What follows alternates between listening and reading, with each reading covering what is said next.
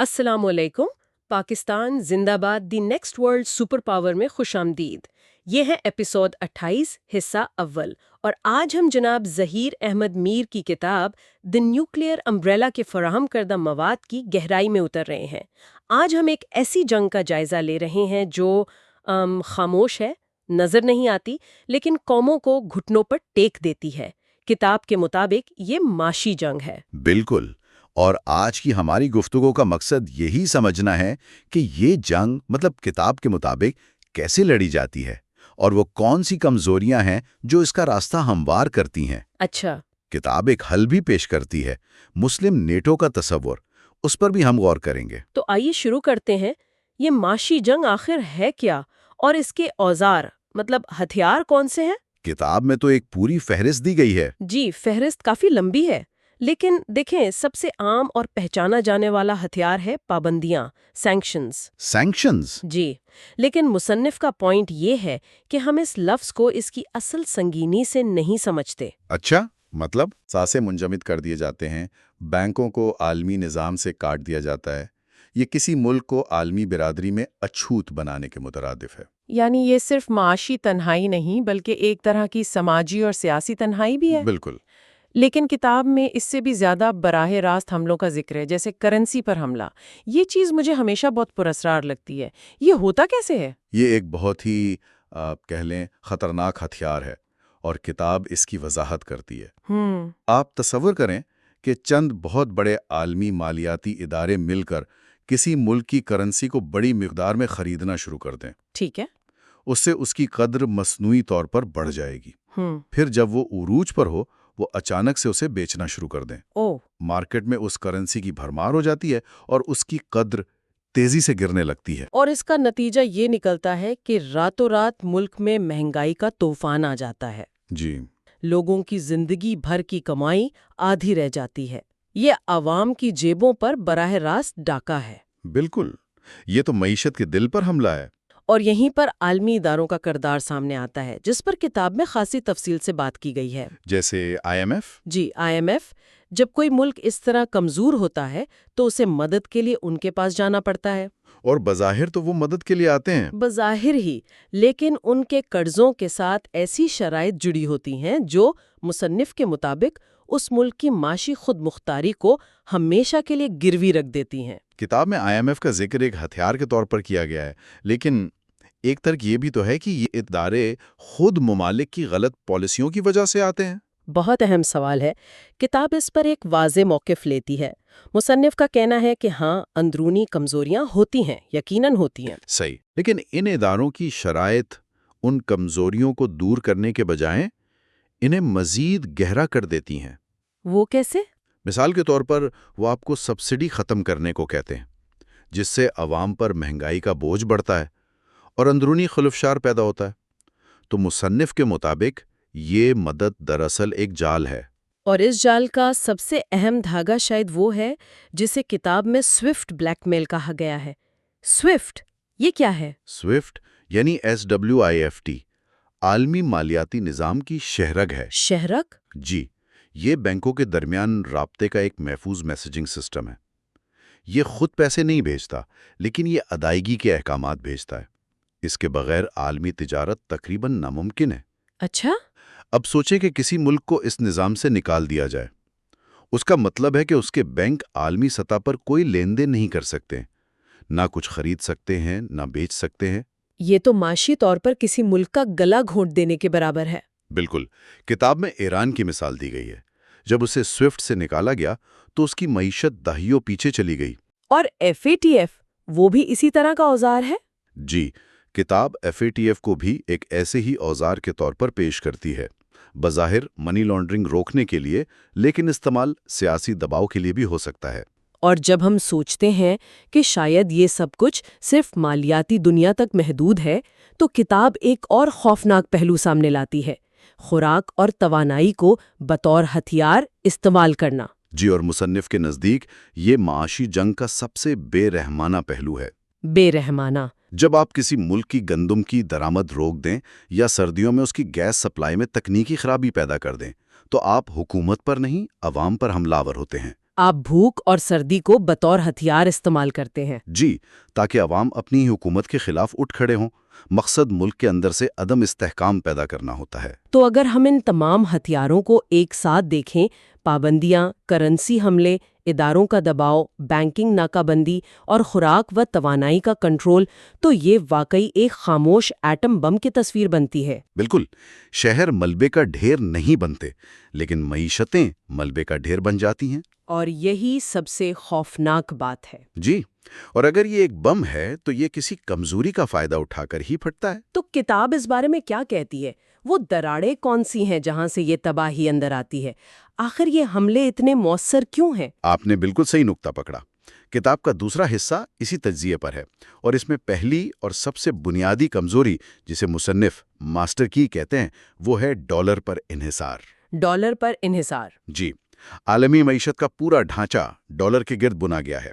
تیل، جو دنیا کی سب سے اہم چیز ہے، صرف ڈالر میں خریدا اور بیچا جاتا ہے۔ اور اس کا مطلب یہ ہے کہ جس کے پاس ڈالر چھاپنے کی مشین ہے، اس کے پاس ایک ایسا سوئچ ہے جسے دبا کر وہ پوری دنیا کی معیشت کو ہلا سکتا ہے۔ بالکل، اور کتاب ایک اور دلچسپ نقطہ اٹھاتی ہے۔ امریکہ جب چاہے خربوں ڈالر چھاپ کر اپنے مسائل حل کرتا ہے۔ اور اس کی قیمت پاکستان جیسے ممالک کو مہنگائی کی صورت میں ادا کرنی پڑتی ہے۔ صحیح، یہ ایک ایسا ٹیکس ہے جو پوری دنیا امریکہ کو ادا کرتی ہے، بغیر کسی قانون کے۔ اور ڈالر کی یہ بادشاہت براہ راست دوسری کمزوری کو جنم دیتی ہے، مغربی بینکنگ نظام پر انحصار۔ اچھا، وہ کیسے؟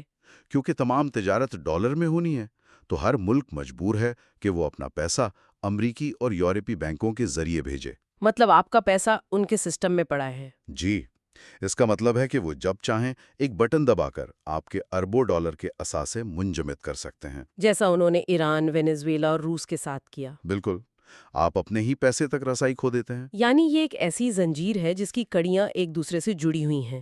ڈالر پر انحصار آپ کو مغربی بینکنگ نظام استعمال کرنے پر مجبور کرتا ہے۔ اور وہ نظام سوئفٹ جیسے گیٹ وے کے ذریعے کنٹرول ہوتا ہے۔ اگر آپ ان کے قانون نہیں مانتے تو آپ کو پورے نظام سے باہر پھینک دیا جاتا ہے۔ یہ ایک مکمل شکنجہ ہے۔ بالکل ایک شکنجہ ہے۔ اور اس شکنجے کو مزید سخت کرتی ہے تیسری کمزوری، جس کی کتاب نشاندہی کرتی ہے: درآمدات پر انحصار۔ خاص طور پر خوراک اور توانائی جیسی بنیادی ضروریات کے لیے۔ جی، جب ایک ملک اپنی آبادی کو کھلانے کے لیے گندم باہر سے منگواتا ہے یا اپنی فیکٹریاں چلانے کے لیے تیل درآمد کرتا ہے، تو وہ اپنی شہرگ کسی اور کے ہاتھ میں دے دیتا ہے۔ یہ تو ایک قومی سلامتی کا مسئلہ بن جاتا ہے۔ یقیناً، اور مصنف کے مطابق یہ کمزوریاں صرف پالیسی کی خامیاں نہیں ہیں، بلکہ یہ دشمن کے ہاتھ میں ہتھیار ہیں۔ یہ جملہ مجھے بہت طاقتور لگا۔ جی ہاں، اور ان تمام معاشی اور ساختی کمزوریوں کے اوپر جو سب سے بڑی کمزوری ہے وہ سیاسی ہے۔ سیاسی مطلب؟ کتاب زور دیتی ہے کہ مسلم دنیا کے ممالک میں سیاسی اتحاد اور ایک مشترکہ لائحہ عمل کی شدید کمی ہے۔ اچھا۔ اگر ایک ملک پر پابندیاں لگتی ہیں تو دوسرے ممالک یہ سوچ کر پیچھے ہٹ جاتے ہیں کہ کہیں وہ خود ان کی زد میں نہ آ جائیں۔ تو یہ ایک طرح سے تقسیم کرو اور حکومت کرو کی پالیسی بن جاتی ہے۔ بالکل، حملہ اول کو پتہ ہوتا ہے کہ وہ ایک وقت میں ایک ملک کو نشانہ بنا سکتا ہے اور باقی سب تماشا دیکھتے رہیں گے۔ کوئی متحدہ محاذ موجود نہیں ہے۔ اور اس سے حملہ آور کا کام اور بھی آسان ہو جاتا ہے۔ یہی تو اس پوری صورتحال کا سب سے افسوسناک پہلو ہے۔ جب تک یہ بنیادی کمزوریاں موجود ہیں، معاشی جنگ کے ہتھیار ہمیشہ کارگر رہیں گے۔ تو اس تمام گفتگو کا خلاصہ کیا ہے؟ آج ہم نے دی نیوکلیئر امبریلا کی روشنی میں دیکھا کہ معاشی جنگ کے ہتھیار کیا ہیں اور وہ کون سی بنیادی کمزوریاں ہیں جو ان ہتھیاروں کو اتنا مہلک بناتی ہیں۔ خلاصہ یہ ہے کہ پابندیوں اور کرنسی حملوں جیسے اوزار اس لیے مؤثر ہیں کیونکہ ڈالر کی زنجیر، مغربی بینکنگ کی مجبوری اور درآمدات پر انحصار نے ایک ایسی زمین تیار کی ہے جہاں یہ بیج آسانی سے بوئے جا سکتے ہیں۔ اور ان سب کے اوپر سیاسی نفاق۔ جی، اور سیاسی نفاق اور مشترکہ حکمت عملی کی عدم موجودگی حملہ آور کو کھلی چھوٹ دیتی ہے۔ کتاب کے شروع میں مصنف مسلم نیٹو کے تصور کو اس مسئلے کے حل کے طور پر پیش کرتے ہیں۔ آج کی اس گفتگو کے بعد یہ سمجھنا آسان ہو گیا ہے کہ اس طرح کے ایک مشترکہ دفاعی نظام کی ضرورت کیوں محسوس کی جا رہی ہے۔ بالکل، جب حملہ مربوط اور اجتماعی ہو تو دفاع بھی انفرادی نہیں ہو سکتا۔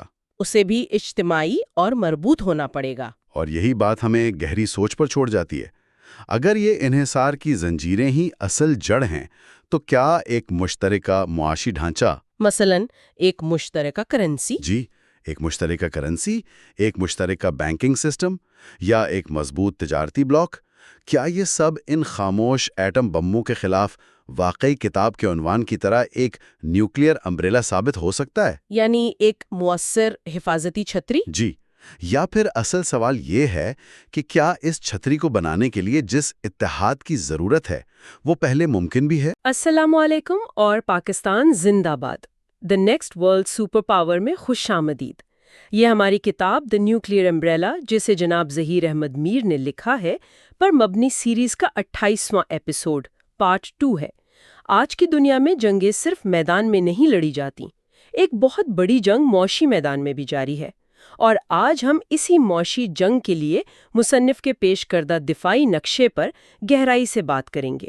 وہ اسے ایک مربوط اقتصادی دفاعی نظام کہتے ہیں۔ تو آئیے دیکھتے ہیں کہ یہ معاشی قلعہ آخر ہے کیا، اس کے ستون کیا ہیں، اور یہ کن حملوں سے بچانے کے لیے ڈیزائن کیا گیا ہے۔ بالکل، اور یہ سمجھنا بہت ضروری ہے کہ یہ صرف چند معاشی پالیسیوں کی ایک فہرست نہیں ہے، یہ ایک مکمل نظریاتی تبدیلی کی بات ہے۔ مصنف کا بنیادی نقطہ یہ ہے کہ مالیاتی خود مختاری ہی آج کی اصل طاقت ہے۔ تو یہ نظام محض معاشی اوزار نہیں بلکہ جغرافیائی سیاست میں طاقت کے توازن کو بدلنے کی ایک کوشش ہے۔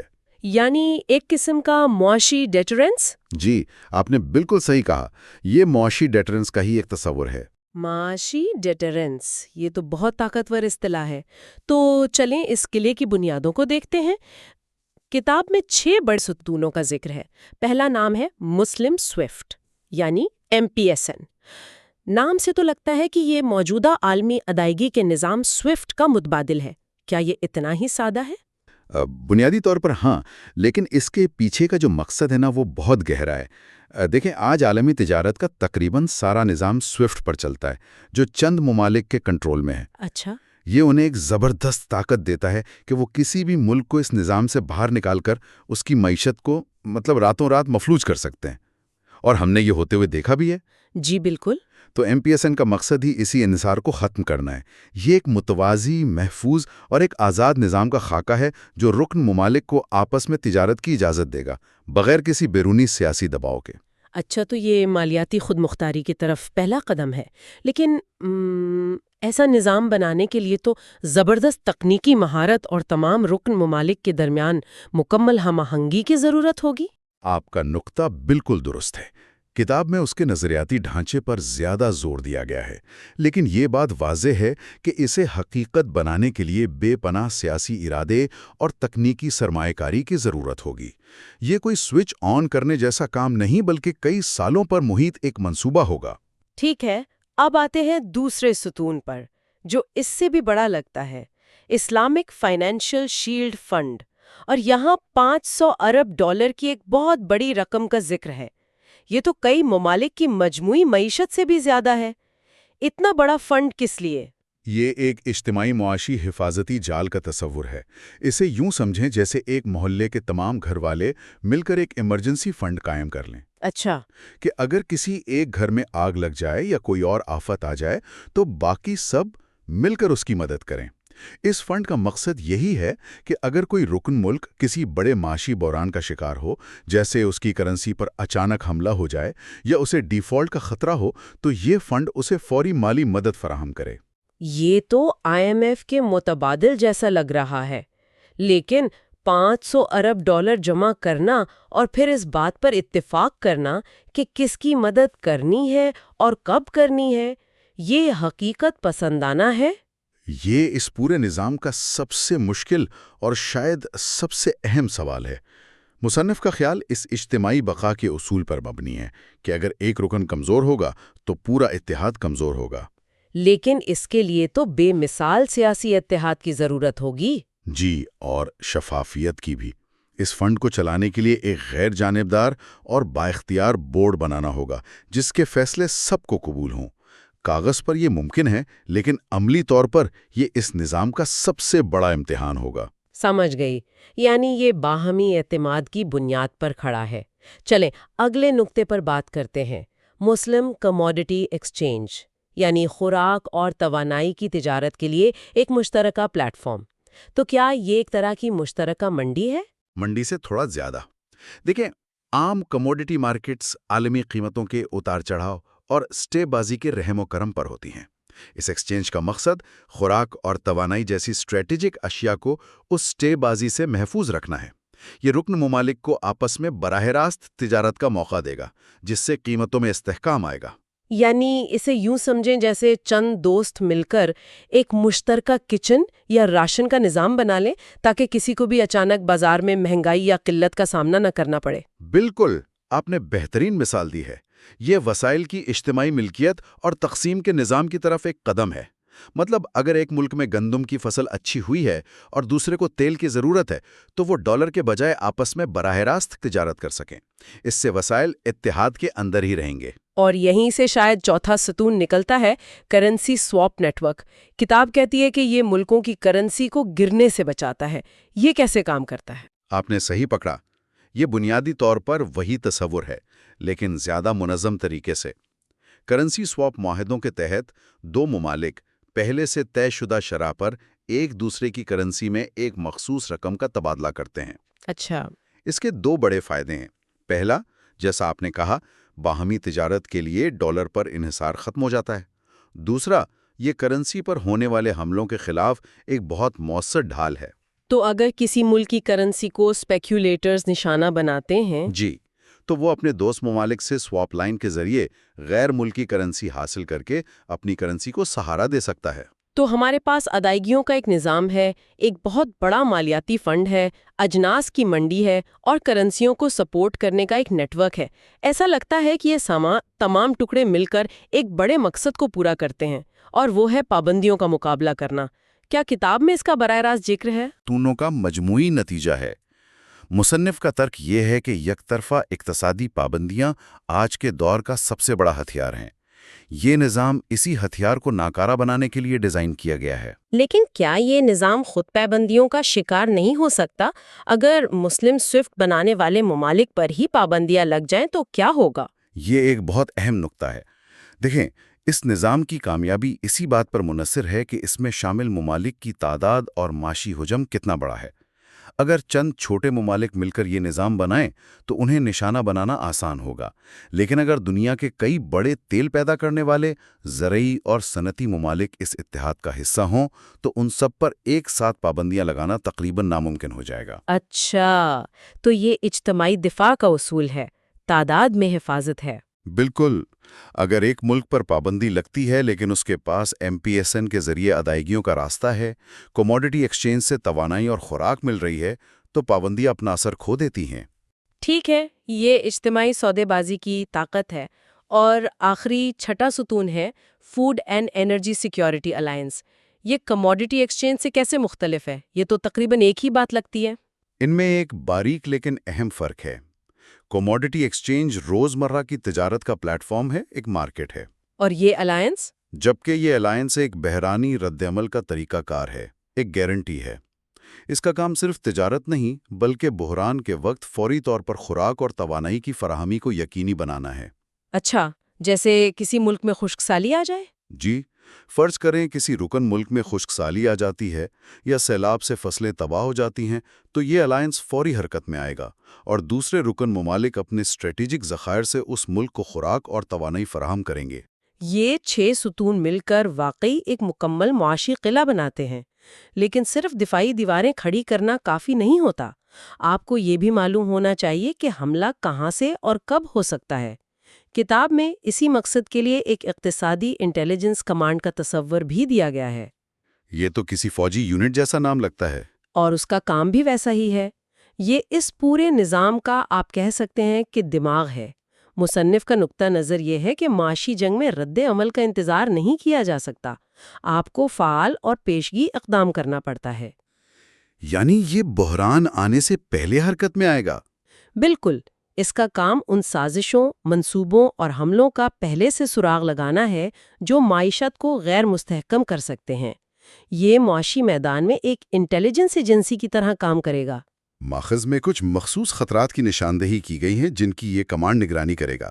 مارکیٹ حملے، کرنسی گرانے کی سازش، IMF کا دباؤ، فیٹف کی سیاست، یہ تو بہت وسیع کام ہے۔ جی وسیع ہے، اور اس کے لیے جدید ترین ڈیٹا انالیٹکس، مصنوعی ذہانت اور مالیاتی ماہرین کی ایک بڑی ٹیم درکار ہوگی۔ مارکیٹ حملہ سے کیا مراد ہے؟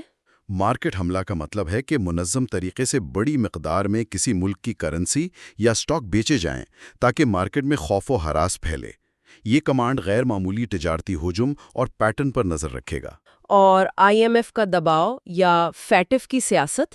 ان معاملات میں یہ یونٹ تجزیہ کرے گا کہ کن مالیاتی اداروں کو سیاسی مقاصد کے لیے استعمال کیا جا رہا ہے، تاکہ رکن ممالک مل کر اس دباؤ کا مقابلہ کر سکیں۔ اور سٹاک مارکیٹ میں خطریب کاری یا کالا بازاری، یہ تو اندرونی مسائل لگتے ہیں۔ یہ اندرونی بھی ہو سکتے ہیں اور بیرونی طور پر اکسائے گئے بھی۔ سٹاک مارکیٹ میں جان بوجھ کر غلط افواہیں پھیلانے سے اربوں کا نقصان ہو سکتا ہے۔ صحیح۔ اسی طرح کالا بازاری کے ذریعے مصنوعی قلت پیدا کر کے مہنگائی کو ہوا دی جاتی ہے، جس سے عوام میں حکومت کے خلاف بے چینی پھیلتی ہے۔ یہ سب معاشی جنگ کے ہتھیار ہیں۔ تو یہ کمانڈ ان سب پر نظر رکھے گا؟ جی، یہ کمانڈ ان تمام سرگرمیوں کے ڈیٹا کو اکٹھا کر کے ان کے درمیان روابط تلاش کرے گا اور خطرے کا پیشگی الارم جاری کرے گا۔ یہ سب سننے میں تو بہت جامع لگتا ہے۔ آئیے اسے عملی مثالوں سے سمجھتے ہیں۔ کتاب میں کچھ فرضی منظرنامے دیے گئے ہیں۔ مثلاً اگر پاکستان پر کرنسی کا حملہ ہوتا ہے تو یہ نظام اسے کیسے ناکام بنائے گا؟ اس منظرنامے میں جیسے ہی اقتصادی انٹیلیجنس کمانڈ حملے کی نشاندہی کرے گا، 2 ستون فوری طور پر فعال ہو جائیں گے۔ کون سے 2؟ پہلا، currency swap network. Pakistan دوست ممالک کے ساتھ اپنی سواپ لائنز کو استعمال کر کے مارکیٹ میں ڈالر یا دیگر مضبوط کرنسیاں فراہم کرے گا، جس سے روپے کو فوری سہارا ملے گا۔ اور اگر حملہ شدید ہو؟ تو پھر دوسرا ستون یعنی اسلامک فائنینشیل شیلڈ فنڈ حرکت میں آئے گا اور پاکستان کو اربوں ڈالر کی مالی معاونت فراہم کرے گا۔ حملہ آور یہ دیکھیں گے کہ پاکستان اکیلا نہیں ہے، اس کے پیچھے ایک بہت بڑا مالیاتی نظام کھڑا ہے۔ تو وہ پیچھے ہٹ جائیں گے؟ جی، ان کے لیے حملہ جاری رکھنا ناممکن ہو جائے گا۔ کاغذ پر تو یہ بہت مؤثر لگتا ہے، لیکن عملی طور پر مختلف ممالک کو اتنی جلدی ایک ساتھ لانا، کیا اس میں رد عمل کا وقت بہت زیادہ نہیں ہوگا؟ یہ اس نظام کی کامیابی کی کلید ہے۔ اس کے لیے پہلے سے طے شدہ پروٹوکول بنانے ہوں گے جو بحران کے وقت خود بخود فعال ہو جائیں، بغیر لمبے سیاسی بحثوں کے۔ یقیناً یہ ایک چیلنج ہے، لیکن یہی تو ڈیٹرنس ہے۔ ٹھیک ہے، ایک اور مثال۔